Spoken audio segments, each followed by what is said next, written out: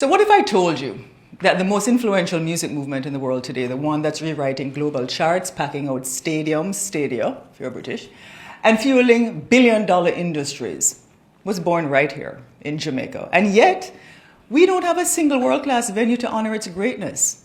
So let that settle in. Because make no mistake, dancehall is not local anymore. It's global, it's powerful, it's profitable.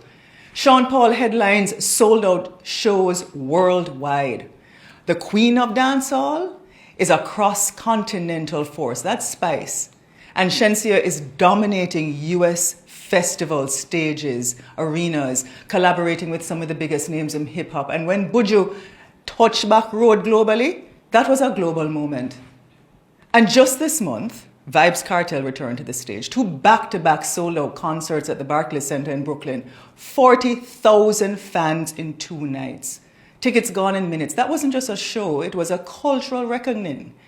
Because dancehall, born and alive in Jamaica, is the root system of reggaeton and so many other genres of music. It's the fire behind African dancehall, now officially recognized by Apple Music as a separate genre, led by a Ghanaian dancehall artist. And the world knows exactly where the rhythm started. So last weekend, it was Idonia in New York, big up yourself. Next up, a bounty killer. Warlord Bounty, yes. And that's where we are. Our icons having to leave home to be fully seen, fully heard, fully paid. And while their performances light up global stages, the money, it flows through London, New York, Berlin, Africa, Tokyo, not Kingston, not Montego Bay, not Clarendon.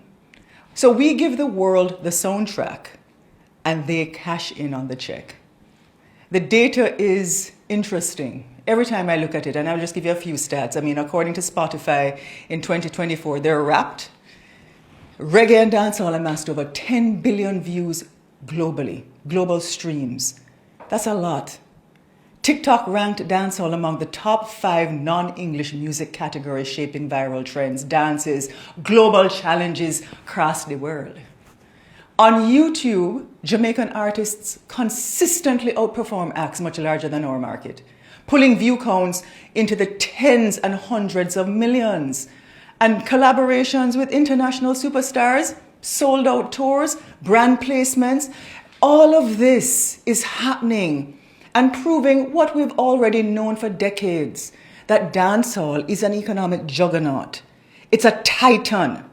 And yet here at home, we don't have no O2 Arena. We're not in a Madison Square Garden. We don't have a concert-ready design. Because the National Stadium, built in 1962, is a monument to athletic glory, not global performance tours. And Catherine Hall in Montego Bay, we love it, but it's outdated. So while the global live music industry was valued at over US $35 billion in 2024, the entire Caribbean, and yes, I'm a regionalist, I believe in Caribbean unity. I believe if we come together, we're more powerful than many of the other unions around the world.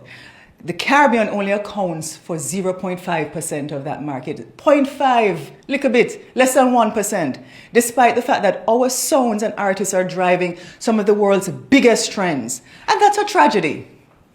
A tragedy. So what's the solution? In Jamaica, build the stage. Jamaica needs a world-class modern arena, a national treasure, a cultural engine, a space where dancehall, reggae, gospel, or full creative power can be celebrated and monetized, elevated right here. I remember when I was Minister of Culture and we planned Jamaica 50. And for the first time, we had the park and ride. I implemented the park and ride from King's House down to the arena. And you had children from Trenchtown and Cherry Gardens traveling on the same bus. We never have no VIP, no VVIP, we never have no division. And we turned the entire thing into a pedestrian for basically from July 31st all the way to August 6th. I've never experienced, and I don't think, I still get goosebumps because for the first time I had a vision and we were able to implement that vision. We had some of the best acts, some of the best creative people there, or manufacturers. In the stadium, in the arena, we had talks, we had concerts every night. And our children and adults from across Jamaica and the world came. We can do it. Because this is not just about concerts. It's about jobs, tourism, creative industries, technology, fashion, food, film. It's about our pride. Other nations are making the investment, you know. So I ask again, why not us? Why not the island that gave the world Shabarang, Supercat, Ninja Man, Papatoyan, Peter Metro, Econ Mouse, Bura Bantan, come again, Lisa, Major Mackerel, Admiral Bailey, Yellow Man, Zunga Zung, Lady Saw, Lady G, Shelly Thunder, Patra, Terra Fabulous, Tenor Saw, General Degree, Capleton, Sprague Ben Sham, Beanie Man. I could go on and on. Why not the home of Stone Love, Metro Media, Bass Odyssey, Kilimanjaro, King Jammies? Why not Jamaica, the cultural superpower? Why not? I didn't grow up with dancehall in the background, you know. I grew up in it. I felt the rhythm, the bass ripple that used to rip through my chest and still does on Red Hills Road. Dancing in Raytown, following up sound systems like Hosele or Stone Love. I still follow up Stone Love and Metro Media and Bass Odyssey. Those were my universities of rhythm and resistance and what kept my soul going. Go back and look at the response I gave to Spice recently, my friend Grace. Dancehall has always been a microcosm of a harmonious society. I know some of you feel that it is not. But it is, and here's why, because everybody is welcome into the dance. Whether you come alone or you come in a crew. There is respect, there is safety, there is enterprise from the pan chicken man to the crowner anchor man where they're outside. And above all, there's unity through the music. So just like a good selector knows when to pull up and wheel and come again, Jamaica also needs leaders who can read the room. Why aren't we reading the room to feel the people's energy and guide us wisely? Downtown Kingston is our sleeping beauty, you know. It should be reimagined with a 24-hour, 7-day-a-week cultural and entertainment district, pulsing with music, small business, tourism, dignity, Jamaican dignity. Because when we invest in the authenticity of who we are, what our personality is, what our character is, that comes naturally. Live music creates spaces and those vibrant spaces and recognize the true value of our culture. We uplift all Jamaicans. You ever see a child in a church play the drums or the guitar and the piano without any formal training? That's who we are. You ever see a young man get up and just DJ a song? It's who we are. Or sing. It's who we are as creative people. And we're not giving our people that chance. Right now, dancehall is teaching us. Where there is love, good leadership, and freedom of expression, that unity thrives. Yeah, forget the turf. Because within that, I can't tell you, say, people from Gully and Gaza, them come together sometimes still. Same thing like PMP and JLP, we're friends. So it's time our political leaders tune in. Spend a night in a real dance. See what true leadership looks like in action. Watch the people lead themselves and learn something. You, of all people, know that my love for the dancehall is not an overnight sensation. For those of you who have been reading my articles, just scroll back a little bit. Look at my life. I've been writing about this for years. Get up, stand up and rock. A global vision for reggae.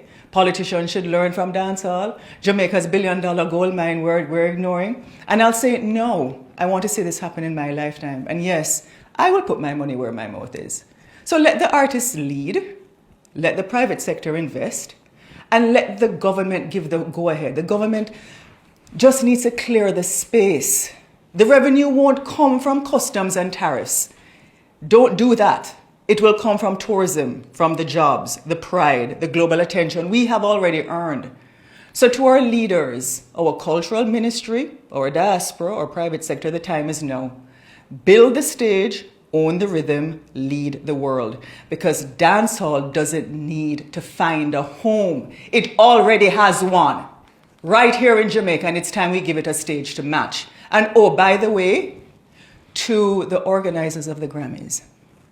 Jamaica just didn't give the world one genre of music. We gave it 4. Ska, rocksteady, reggae, and dancehall. Each one distinct, each one dynamic, each one different. And yes, I know it seems incomprehensible that a country of just 2.8 million people could have such an outside impact on global music and culture, but we have, and we continue to. So perhaps it's time to truly understand, appreciate, and respect that legacy. We're not asking, we're stating facts. So maybe now, it's time you stop lumping us together and give dancehall and reggae the separate Grammy categories they deserve.